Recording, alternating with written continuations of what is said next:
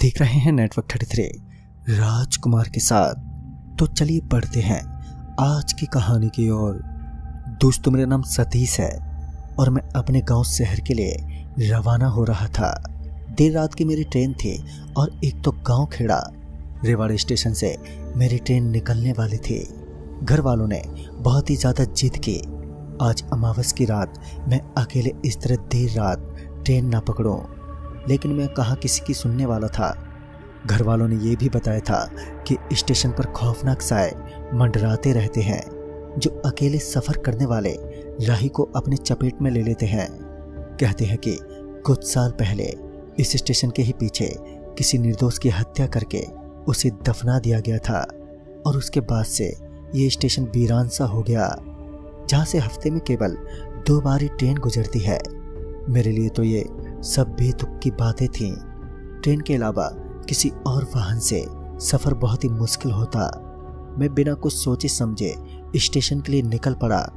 जब मैं स्टेशन पर पहुंचा तो मुझे आज काफ़ी देर हो चुकी थी, लेकिन मेरी किस्मत काफ़ी अच्छी थी कि अभी भी ट्रेन के आने में थोड़ा समय बाकी था। जब मैं स्टेशन पर पहुंचा तो मैंने देखा कि वह स्टेशन तो पूरा का पूरा इस कदर सन्नाटे में डूबा था मानो रात में वहां पर खामोशी के अलावा कोई और रहता ही ना हो। अरे यार, कैसा भयानक स्टेशन है ये। मैं इतना बोलते बोलते उस स्टेशन पर चक्कर काटने लगा। तभी मैंने फ़ोन निकाला तो फ़ोन पर मुझे पता चला कि ट्रेन अपने निर्धारित समय से काफ़ी देरी से यहाँ पर पहुँचने वाली है, जो कि मेरे लिए अच्छी बात तो नहीं थी। मगर अब मेरे पास कोई और चारा भी नहीं था सिवाय वहाँ पर ठहरने के। अभी मैं स्टेशन पर इधर उधर टहल ही रहा था कि एक आवाज़ से जैसे पूरा सन्नाटा टूट गया। कुछ चंद पलों के लिए एक आवाज़ उमड़ी और फिर शांत हो गई। वह आवाज़ काफ़ी ज़ोर से आई थी, लेकिन वहाँ चारों तरफ कोई भी दिखाई नहीं दिया। मगर फिर ये आवाज़ किसकी थी, मैं यही सोचते सोचते अपनी धीमी धीमी चाल से उस तरफ जाने लगा जिस तरफ से वो आवाज़ आई थी। मैं उस तरफ बढ़ ही रहा था कि अचानक मुझे ऐसा लगा कि कुछ मेरे सर से ठीक ऊपर से गुजर गया हो। इसके बाद जब मैंने धीरे धीरे अपनी गर्दन को ऊपर की तरफ उठाया तो वहाँ पर कोई नहीं था। मैं लंबी सांस लेते हुए अपनी गर्दन को नीचे झुकाते हुए थोड़ा टहलने लगा। तभी अचानक से मेरा पैर किसी चीज़ से जा टकराया। जब मैंने नीचे देखा तो मैं एकदम से पीछे हट गया, क्योंकि वहाँ पर किसी जानवर की लाश थी। मगर यहाँ पर तो कुछ देर पहले कोई भी जानवर मौजूद नहीं था और ना ही यहाँ पर किसी जानवर का शरीर भी मौजूद था। लेकिन जब मैंने इसे इतने गौर से देखा तो मुझे और भी अजीब सा अनुभव होने लगा। उस जानवर का मृत शरीर देखकर कोई भी सोचने पर मजबूर हो जाए, क्योंकि उस जानवर का सिर ऐसा लग रहा था जैसे उसका सिर किसी ने उसके धड़ से उखाड़ दिया हो। गौर से देखने पर पता चला कि वो एक भेड़िया का शरीर मालूम पड़ रहा था। और इस जानवर की यह दशा आखिर कौन कर सकता है। मैं यही सोचते सोचते अपने कदमों को पीछे की तरफ हटाने लगा। लेकिन अब भला किसी जानवर की मौत से मुझे क्या फ़र्क पड़ना था। ये एक अशुभ संकेत ज़रूर था, पर मैं इसे समझ नहीं पाया और चुपचाप वहाँ से पीछे हट गया। मैं अपनी धुन में जाकर स्टेशन के एक पत्थर पर बैठ गया। मैं उस पत्थर पर बैठा ही था कि अचानक उस पत्थर के ठीक भीतर से अजीब अजीब सी आवाज़ें आने लगी। वह बिल्कुल वही आवाज़ थी जो कि मुझे पहले सुनाई दी थी, यानी कि वह आवाज़ भी इसी पत्थर के अंदर से ही आई थी। मैं अपने कानों को धीरे धीरे उस पत्थर के करीब ले जाने लगा, मगर तभी मुझे ऐसा लगा कि किसी ने अपनी गर्दन पकड़कर मरोड़ दी हो। जब मैं उसकी तरफ देखने लगा तो मेरे तो पसीने छूटने लगे। मैं बहुत ही बुरी तरीके से डर से कांपने लगा था, क्योंकि इस बार मैंने देखा कि जिस जगह पर वह भेड़िया का कटा हुआ सिर था वहीं पर एक डरावना सा दिखने वाला आदमी था जिसकी गर्दन उसके हाथ में थी। वह उस भेड़िए के मांस को निकाले जा रहा था। मुझे अब पता चल रहा था कि क्यों इस स्टेशन पर रात में इतना शोर नहीं रहता, क्योंकि इस स्टेशन की रात तो कुछ अलग ही दास्तां बयां करती है। वो आदमी स्टेशन का ही कोई भिखारी मालूम पड़ रहा था। मेरी सांसें अब तेज होने लगी थी। मैं जोर जोर से हाँफने लगा और शायद मेरे हाँफने की आवाज़ सुनकर वह भयानक दिखने वाला डरावना सा इंसान पीछे की तरफ देखने लगा। उसकी शक्ल देखकर मानो आज मैं वहीं पर डर के मारे मरने वाला था, और उसकी हल्की हल्की और एविल जैसी मुस्कुराहट मुझे मेरी मौत को साफ साफ संकेत दे रही थी।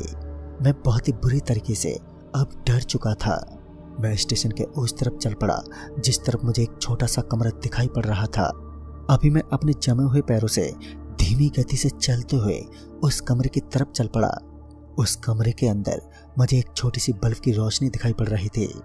मैं उसके पास पहुंचा तो इस बार मैंने देखा कि उस जगह पर एक नहीं बल्कि कई सारे भेड़िए बैठे हुए थे, और मैंने एक नज़र पीछे की तरफ डाली तो वहां पर कोई मौजूद नहीं था। चारों तरफ जंगली जानवरों को देखकर मुझे तो हैरान के साथ साथ बहुत ही ज़्यादा डर भी लग रहा था। ये सब क्या हो रहा था? और फिर दोबारा मेरी नज़र उस कमरे में पड़ी तो मैंने देखा कि वहाँ पर अब सफ़ेद सफ़ेद सा धुआं चारों तरफ फैलने लगा है। वह धुआं इतना गहरा था कि कोई भी चीज़ वहाँ पर नजर ही नहीं आ रही थी। तभी अचानक पता नहीं किसने उस धुएं में मेरी गर्दन पकड़ ली और धीरे धीरे मेरी गर्दन पर अपने बड़े बड़े नाखून धंसाने लगा। मैंने थोड़ी सी हिम्मत दिखाई और अपने आप को उन ताकतवर हाथों से एकदम से छुड़वाया, और फिर अपने धीमे धीमे पैरों से उस धुएं को पार करने लगा। उसके बाद जब मैं उस जगह से थोड़ी दूर पर गया तो मैंने देखा कि वह धुआं पूरी तरीके से ख़त्म हो चुका है। लेकिन उसके बाद जिस चीज़ पर मेरी नज़र पड़ी तो उसे देखने के बाद यह तो बात साफ हो गई कि आज मेरा जिंदा बचना इतना आसान नहीं था, क्योंकि उसकी एक और भयानक मुस्कुराहट मुझे साफ साफ दिखाई दे रही थी। वह कोई और नहीं बल्कि वही भयानक आदमी था जो मुझे पहले नजर आया था, जिसकी एविल मुस्कुराहट मैंने पहले भी देखी थी। उसकी टूटी हुई गर्दन उसको और भी भयानक बना रही थी। उसका हाल चाल इतना भयानक था कि जिसे देखकर मैं बहुत ही बुरी तरीके से खौफ में डूब चुका था। उस आदमी के बड़े बड़े कदम मेरी तरफ छोटी छोटी चाल से अब बढ़ने लगे थे। आज वो मेरी तरफ ही नहीं बढ़ रहा था बल्कि मेरी मौत ही मेरी तरफ बढ़ रही थी। उस आदमी को देखने के बाद किसी की भी सांसें थमने लग जाएं, मैं किसी तरह पीछे पलटा और फिर वहां से आगे बढ़ गया। मैं उस स्टेशन से बाहर जाना चाहता था, मगर मैं जिस तरफ जाता तो मुझे वही आदमी बिल्कुल मेरे सामने खड़ा मिलता। मैं थक हार कर एक बार के लिए ट्रेन की पटरी पर बैठ गया। फिर कुछ देर बाद मैं वहां से किसी तरह उठा। फिर जब मेरी नज़र उस कमरे पर पड़ी जहां पहले बहुत ही जोर का सफ़ेद सफ़ेद धुआं निकला हुआ था, तो इस बार मैंने देखा कि उन जगहों पर उन भेड़ों के कटे फटे सर पड़े हुए थे। जहां पर पहले मुझे बहुत ही सारे जानवर नजर आए थे, मगर वहां पर अब कोई नहीं था। सिर्फ उनके कटे हुए सिर ही वहां पर पड़े हुए थे। मैं उस स्टेशन से निकलने के लिए थोड़ा सा आगे चलने लगा। मैं वहां से कुछ दूर आगे गया तो फिर अचानक मैं ही लड़खड़ाकर एकदम से नीचे गिर पड़ा। नीचे गिरते ही मेरी आंखों के सामने थोड़ा थोड़ा अंधेरा सा छाने लगा, और फिर मैं एकदम से डरावनी दुनिया के अंदर खोसा गया था। फिर मैंने देखा कि एक जानवर के जैसा इंसान जिसके बड़े बड़े नाखून और बहुत ही बड़े बड़े दांत, जो कि धीरे धीरे मेरी तरफ बढ़ रहा था। फिर अचानक से वह सीधा मेरे ऊपर कूद गया। उसने पहले तो मेरा गला पकड़ा और मेरे गले को दबाना शुरू किया, और फिर अचानक से उसने बड़े बड़े नाखून मुझे दिखाते हुए मेरी गर्दन को एकदम से पीछे की तरफ मोड़ दिया। मेरी गर्दन टूट गई और उसकी चीख के साथ ही मेरी आंख खुल गई। कुछ पल के लिए मैंने एक भयानक सपना देखा। मैं पूरा का पूरा अब पसीने से तरबतर हो चुका था। मेरे सारे कपड़े पसीने से भीग चुके थे। मैं हड़बड़ाते हुए उठा और फिर चारों तरफ देखने लगा। इस बार मुझे ना तो कोई भेड़िया नजर आया और ना ही वो भयानक दिखने वाला हैवान। सभी अचानक से गायब हो गए। मुझे वहां पर चारों तरफ फैला हुआ खून अपनी आंखों से साफ साफ नजर आ रहा था, और फिर अचानक धीमे धीमे कदमों की आहट मेरे कानों में पड़ी। फिर जैसे ही मेरी गर्दन धीरे धीरे पीछे की तरफ घूमने लगी तो मानो उस दृश्य को देखकर तो मानो मैं डर और खौफ की उस दुनिया में था जहां से लौट पाना बहुत ही मुश्किल होता। इस बार मैंने देखा कि जिस आदमी को मैंने सपने में देखा था वही आदमी बिल्कुल मेरे सामने खड़ा था। उसकी गर्दन एकदम टूटकर नीचे झुकी हुई थी। वह मुझे तो देख नहीं पा रहा था, लेकिन उसके बाद उसने अपनी गर्दन को अपने हाथ से पकड़ लिया। फिर वो एक भयानक मुस्कुराहट में वह दोबारा मेरी तरफ देखने लगा और फिर धीरे धीरे उसके कदम एक बार मेरी तरफ बढ़ने लगे। उसने अपनी गर्दन को एकदम सर पर कर लिया था। मैं उसके डरावने शरीर को देखकर एक बहुत ही जोर की चीख में चिल्लाया और उसके बाद मैं अपने सर को घुटने के अंदर देकर वहीं पर बैठ गया। जब मैंने अपनी गर्दन को उठाकर चारों तरफ देखा तो वहां पर अब वह इंसानी रूपी प्रेत कहीं पर दिखा नहीं। लेकिन तभी मुझे ऐसा लगा कि किसी ने मेरा पांव हवा में उठाया हो, यानी कि कोई मुझे दिखाई तो नहीं दे रहा था, लेकिन अचानक से मेरे पैर को हवा में उठाते हुए मुझे उस जगह से अचानक ही घसीटते हुए ट्रेन की पटरी पर ले आया। और शायद अब वो समय हो चला था जब ट्रेन भी स्टेशन पर आने वाली थी। मैं किसी तरह उन पटरियों से उठने की कोशिश करने लगा। उस हवा में मुझे जो आदमी महसूस हुआ था और शायद अब वह वहां से गायब हो चुका था, लेकिन यह बात पूरे तरीके से पक्की नहीं थी। मुझे सिर्फ इतना आभास हो रहा था कि मेरे आसपास इस वक्त कोई भी मौजूद नहीं है। मैं अपने आप को किसी तरह संभालते हुए उन पटरियों से उठा कि अचानक से मुझे ऐसा महसूस हुआ कि कहीं पर मेरा पैर अटक गया हो। फिर जब मैंने देखा तो मेरा पैर एक लोहे की रॉड के अंदर फंस चुका था। मैंने किसी तरह अपने पैर को उस लोहे की रॉड से बाहर निकाला, जहां पर मुझे कुछ देर पहले उस स्टेशन पर सब कुछ बिल्कुल सामान्य से दिख रहा था। तो अब वहीं पर उस सन्नाटे को चीरता हुआ वही आदमी फिर से खड़ा हुआ दिखा, लेकिन इस बार उस आदमी के हालचाल पूरे तरीके से बदल चुके थे। इस बार उसकी एक आंख जो बाहर निकली हुई थी और उसके नुकीले दांत बाहर निकल चुके थे, मगर वह सिर्फ एक ही जगह पर खड़ा था। न ही तो वो मेरी तरफ आ रहा था और न ही किसी और दिशा में। वो रात मेरी जिंदगी की सबसे खतरनाक और डरावनी रात थी, जिसको भूल पाना लगभग नामुमकिन है मेरे लिए। अब वो होने वाला है जो मैंने सिर्फ सपने में सोचा था। फिर पीछे से लात के मार लगते ही मैं बहुत ही तेजी के साथ धड़ाम से नीचे गिर पड़ा, जिस वजह से मैं और भी बुरे अंदाज से घायल हो गया।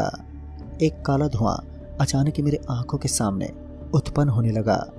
मैं हांफते हुए बचाओ बचाओ कोई है, मगर मेरी आवाज सुनने वाला वहां पर कोई दूसरा मौजूद नहीं था। मैंने क्या बिगाड़ा है तुम्हारा?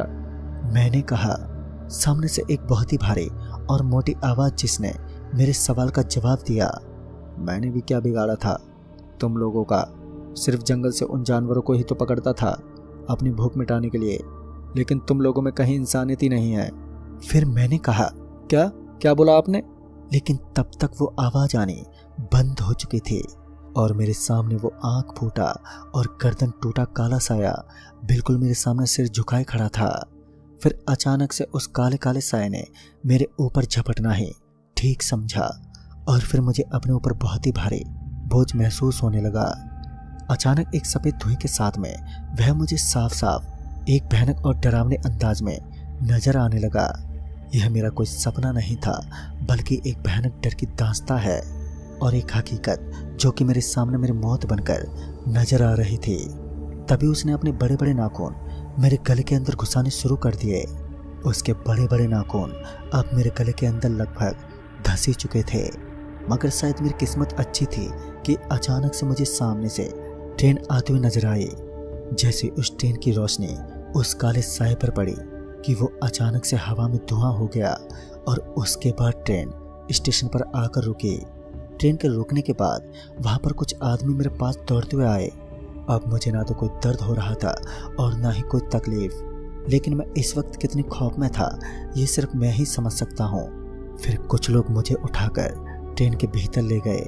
सुबह जब मुझे थोड़ी हिम्मत मिली और तब मैंने इस घटना का जिक्र वहां पर बैठे सभी लोगों से किया, तब जाकर मुझे इसका रहस्य पता चला कि कुछ साल पहले वहां पर एक भूखा भिखारी रहता था, मगर जब उसकी भूख कुछ ज्यादा ही बढ़ने लगी तो उसने जंगली जानवरों का शिकार करना शुरू कर दिया। जब यह बात उन सबको पता चली जो कि उसी स्टेशन पर काम करते थे, तो उन्होंने उस आदमी को पहले तो बहुत मारा और फिर वहीं स्टेशन के पास उसको दफन कर दिया, क्योंकि उस स्टेशन के पास एक जंगल पड़ता है। उस जंगल के काफी सारे जानवर वहां पर मरे हुए मिलने लगे, तो वो लोग इससे बेहद नाराज हुए। स्टेशन पर हर जगह खून और मांस का पसरा रहना वाकई स्टेशन की छवि को बिगाड़ देता है। भिखारी की भी तड़प तड़प कर मौत हो गई थी। तेज तूफान और बारिश में कुछ लोगों ने मिलकर उस भिखारी को स्टेशन के ठीक पीछे दफना दिया था। उन्हें लगा सब कुछ खत्म हो चुका है, लेकिन वह लोग नहीं जानते थे कि उनकी वजह से आने वाले कुछ समय में यह स्टेशन पूरा सुनसान बन जाएगा। दोस्तों, बाकी ये घटना मेरे लिए बेहद ही खौफनाक घटना थी। इसके बाद कभी मेरी हिम्मत नहीं हुई कि ऐसे किसी सुनसान इलाके से गुजरूं, क्योंकि मुझे पता है कि हर बार किस्मत इतनी मेहरबान नहीं होती है। तो दोस्तों, इस कहानी में बस इतना है। तब तक के लिए बाय एंड टेक केयर।